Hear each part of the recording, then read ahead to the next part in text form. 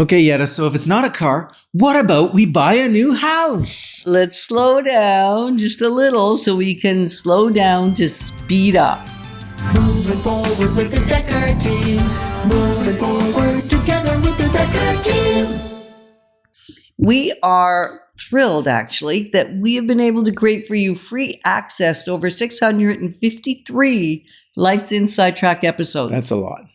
That's like a lot. You're right. And it's where we get insider tips, making house home, everything around real estate, and so much more. And the great news is you get access to them from home, from the office, or on the go, or, through our YouTube channel, or even through a podcast on CHRI. And you can listen Friday mornings at 9:30, which is incredible.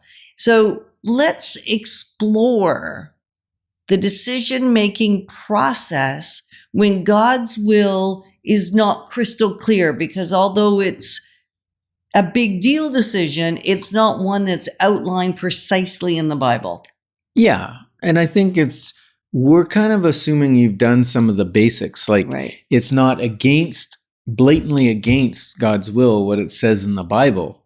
If part of the plan is to steal or rob a bank, then probably it's already been addressed. It's already addressed. That's not a good decision. Right. We're not talking about those. No. We're talking about where, what house are we going to live in? What neighborhood are we going to live in? What vehicles are we going to drive? Right. Even how many kids are we going to have? Because there's lots of factors. Yes. Or are we going to have kids? Right. Good question. Exactly. So step one. Step one is write down the decision in exact terms. I think that's very, very important because, I've found sometimes when just writing out the decision brings clarity to either the decision or the consideration points that are needed. Right. There's something about that brain to hand writing thing. And some people have the same thing that happens when they type it versus handwrite it. There is science that says some people don't need to handwrite it. I have to handwrite it. You have to handwrite it. But I don't know if that's telling the tale of our age. It could be. I wasn't born with an iPad in my lap. Exactly. So therefore, it may be when we're saying write it down, we're not necessarily saying you can't use a keyboard, you can't use an iPad. For some, that will work.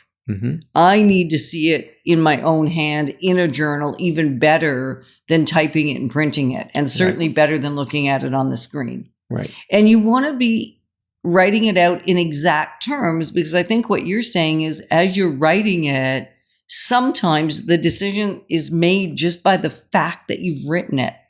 Yeah, and I'm thinking more when I say exact terms. I'm not saying, let's use the idea of buying a house. Since we're real estate agents and we help people buy and sell houses and invest in real estate all the time, that's a great example for us to use, don't you think? I think bang on. Okay. And so if I'm laying it out in exact terms, it's not just, are we going to buy a different house or not? It's like we're thinking of buying a bigger house because this one's too small, or our family has grown, or we'd like to bring our in-laws in an in-law suite, or whatever the case may be. It's a little larger clarity of the decision, right? Rather than we're going to sell and buy a house, or we're going to buy our first house. Does that make sense? Yeah. And yes, absolutely. And then we're moving on to the second piece, which is the purpose statement. What's the purpose? So the purpose, in that example, if the house has gotten too small and there's too many people and there's not enough bathrooms and not enough bedrooms, and there is now more conflict, schedules aren't being met, there's more chaos. Part of the purpose may be to alleviate the chaos and move to something where there's easier use of space, where everybody has greater levels of peace and enjoyment in the home. Okay. Could be that. It could be. What's another idea of a purpose statement? Well, the purpose could be I want to spend more time with my family. So moving closer to work will take out 20 minutes each direction. That's 40 minutes a day times 5. What is that? couple hundred minutes, right? Yeah. Now we're talking 3 and a bit hours. like 3 hours a week times 50 weeks. We're talking 150 hours. Right. That's a lot of time that I get to spend. Now, if I'm purposeful about spending that extra time with a child or with my spouse or whatever the case may be, volunteering, doing ministry at the church, we've helped people move properties not because their work was too far, it was because their church was too far and they were going to the church 3-4 times a week. Right. Yeah. So the purpose is what's behind the decision. Right. And the purpose could be to eat healthier food. It could be that you're moving We're to going to something. move to eat healthier food. Explain Yeah. that one for me, sweetie. We're going to move to something with a few acres and we're going to plant gardens. And We're going to be able to homestead. I mean, maybe you didn't watch the show a few weeks ago where we talked to Ryan I did. I recorded and it. Amber.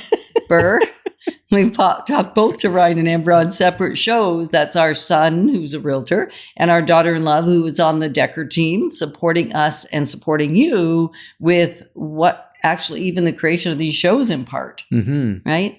And as they explored why they needed to leave their really nice 1 acre, beautifully finished, completely renovated, easy to live in property, was because they wanted, part of it was to eat healthier. And although they had a garden where they wanted more. There was a lot more to it than that, but you write out your own purpose statement. And then once you've done that, then you're going to submit that purpose statement to a list of questions, and you can add your own.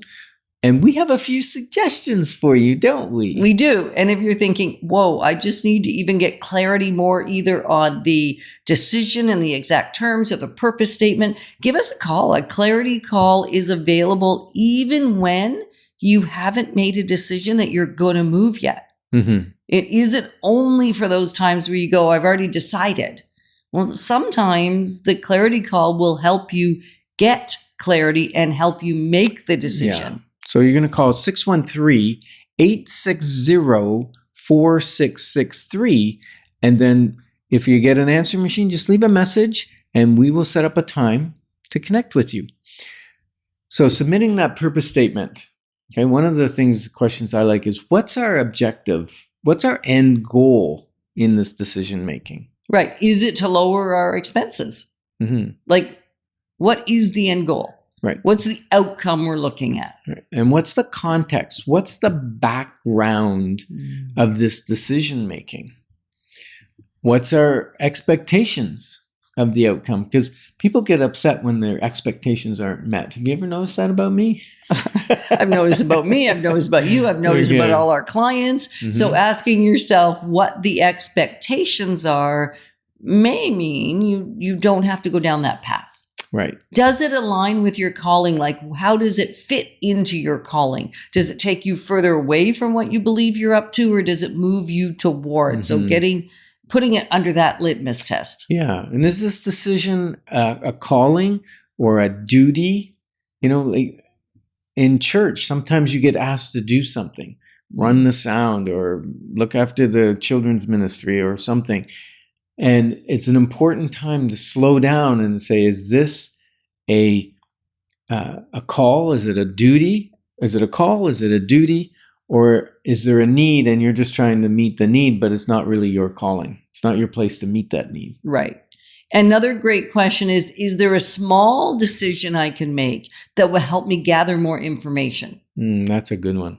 I've heard it said that cowardice is incompatible with divine wisdom. And together, we're clarifying your options, because when your options are clear, your wisdom will flow. Moving forward with the Dekker Team. Moving forward.